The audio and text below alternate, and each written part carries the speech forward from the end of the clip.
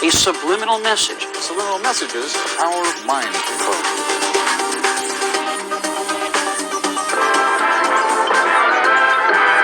Hey, have you heard about the crazy new way to send a message today? It's flashed on a screen, too quick to see, but still you get it subliminally. Ladies and gentlemen,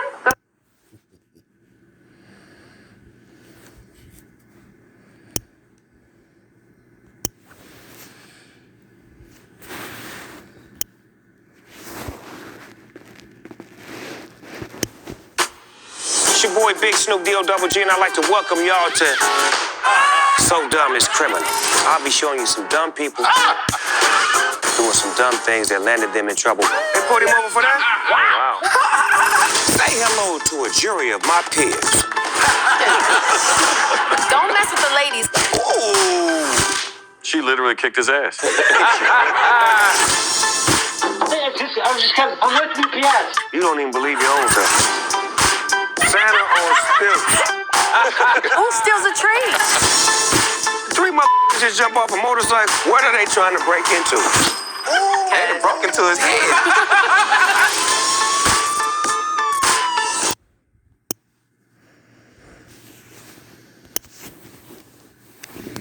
Shalom, shalom, shalom.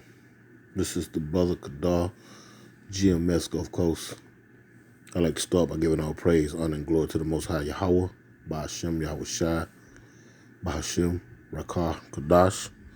Double honors are given unto the apostle, elders of Great Millstone, men who have labored and suffered in this truth for over 30 plus years, making their lives and their bodies a living sacrifice. I also like to send a shalom to the hopeful elect, the speckled bird scattered throughout the 4 winds, consisting of men, women, and children. I also like to send a shalom to the various GMS camps, elders, heads. Last but not least, I'd like to send a shalom to any of you Akim out there, not named GMS, but walking one body, one spirit in Yahweh Shai. To you all, shalom. Real quick, I want to Google something real quick before we jump into this. Abaratazah, Lord willing, just be edified and to the point.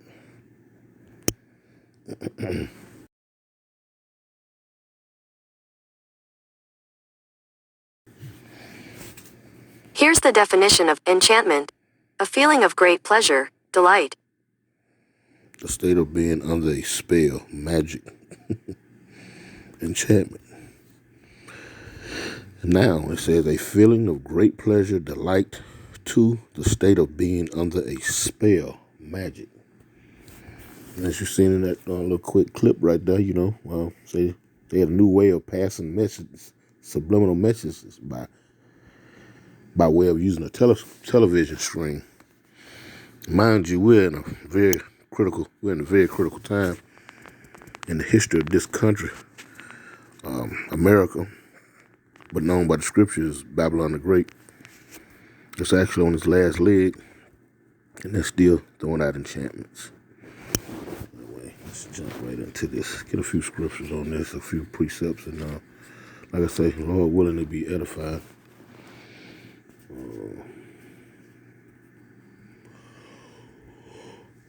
First, I want to start out with, let's go to the New Testament. Let's go to Romans 13.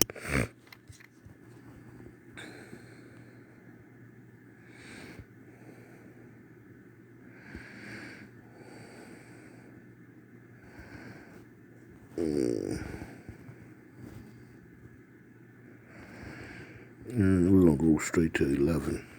I think it's in verse 11 for now. This is Romans chapter 13 and verse 11, and it reads, and knowing the time, that now is high time to awake out of sleep, for now is our salvation nearer than we believe. It is high time to wake up out of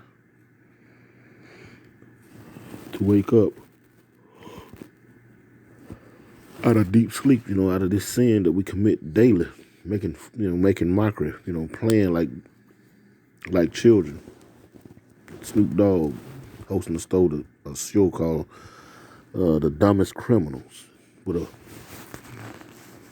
panel of his peers, grown ass men sitting there sniggling and giggling and carrying on. At the same time, you got Putin, pulling chess moves, trying to get these other countries, goddamn, to pay for the oil and the currency in which Russia and their allies deal in. Things are getting real tight.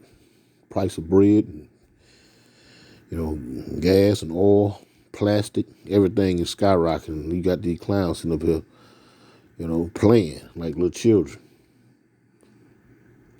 But if we seen in that first clip, they used it was an old commercial back in '59 where they were saying they used television to send subliminal messages, and they've gotten so blatant with it. You know what I'm saying? They got reality shows and TV shows and whatnot to keep our people asleep, but it's time to wake up. It's been time to wake up. Let me see, real quick. Let's go. 2 Kings, I believe it is. Real quick, let's go to. We're just gonna grab a few precepts. We're gonna close out. This ain't gonna be real long. As a matter of fact, I just thought of one. Let's see, Proverbs 1. So that's just being simple and being simple. Let's see. And having that thought through the Spirit, a precept came to mind because our people love just foolishness, just melanin foolishness, sniggling and giggling and carrying on. This is Proverbs chapter 1 and verse 20, and it reads, "Wisdom crieth out. She uttered her voice in the streets." And how is this happening? By way of the prophets, Most High has put it on the spirit of the apostles, apostle elders, and all the men that have labored under them, who's doing this work sincerely and with great dedication to go out and warn the people, warn Israel, in particular the 1/3. So, wisdom is crying out. She's uttered her voice in the streets. But our people love to be simple, with all the proof of the MOTB right around the corner, the crash of the currency, the current currency going into a digital currency, the rise in food and water and gas and oil, and these things are just happening and sprouting up like weeds all around you. And yet still, our people want to partake in being grown children. Where was it? Verse 21, it says, "She cried in the chief place of concourse, in the openings of the gates. In the city, she uttered her voice, saying," listen, this is the point, "How long, ye simple ones, will ye love simplicity? And the scorner delight in their scorning, and fools hate knowledge." And to be sitting on a panel of grown-ass 50-year-old men and whatnot, sniggling and giggling and carrying on, cackling and carrying on, because Esau is throwing them some chips, Further loathing our people into that enchantment. That's why I started off with Romans 13:11. Now is the time to awake, because our salvation is nearer than we believe it to be. Things are starting to ramp it up. They throwing out these reality shows like pancakes. Although since 2008, things have been going downhill. Actually, go back to 2001. Things have been going downhill fast. But the way the elites run things, you can't, 2/3 of our people, they can't tell. It's going to get better sooner than later. I thought about this one right here, the 2 Kings 17, and dealing with enchantments real quick.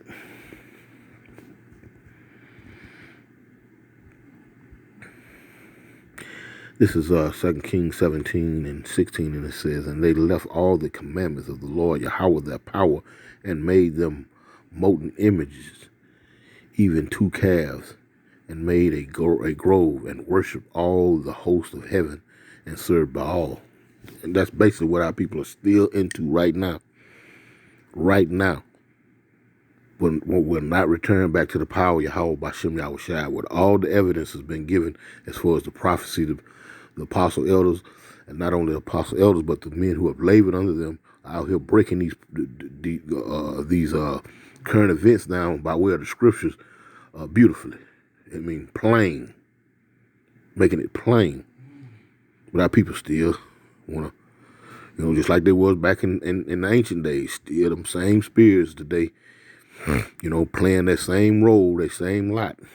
This is the point, though. Verse 17, "And they caused their sons and their daughters to pass through the fire, and use divination and enchantments, and sold themselves to do evil in the sight of the Lord Yahweh, to provoke him to anger." And that's why in Zechariah 13 and 8 it says 2/3 of the Most High's people, 2/3 of in the land. Matter of fact, let me grab it real quick, because I don't want to chop it up.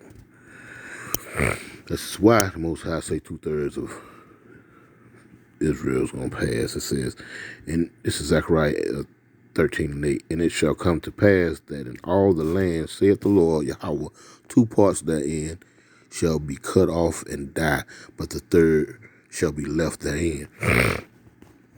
Plain and simple. That's why 2/3 of our people have got to go. Those same spirits are back here just, hot dogging it, doing the same old crap, just in a different time frame. Same gift and a different different package. Let's see. Let's go to Isaiah 47 real quick, because we don't want to make this too long. Let's see.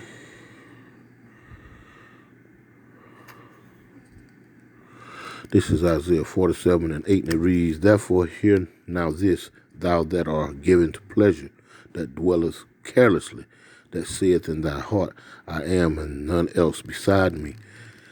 I shall not sit as a widow, neither shall I know the loss of children." And this is actually going into the Edomites, you understand? The ones that are pulling the enchantments, that are casting the enchantments. Verse 9, it says, "But these 2 things shall come to thee in a moment, in one day, the loss of children and widowhood. They shall come upon thee in their perfection, for the multitude of thy sorcery, and for the great abundance of thine enchantment." The people who are perpetrating this, they feel high on the hog, but guess what? The Most High, the master chess player, the master chess mover, he got something for them. So this is just something. This is actually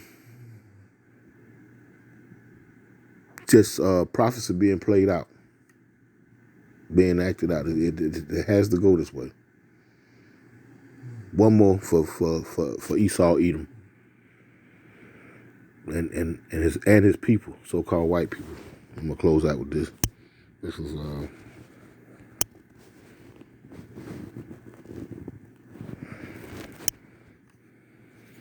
Micah 2 and 1, and it reads, "Woe to them that devise iniquity and work evil upon their beds.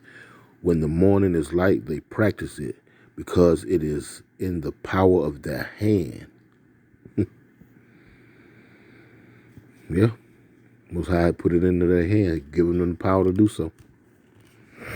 But woe, destruction coming to them. Destruction is coming to them. Lord willing, this was edifying to feed the flock. I'd like to give all praise and honor and glory to the Most High Yahweh Bashem Yahushai. Double honors to the apostle elders, great millstone. And with that, it's time to wake up. Been time. Shalom.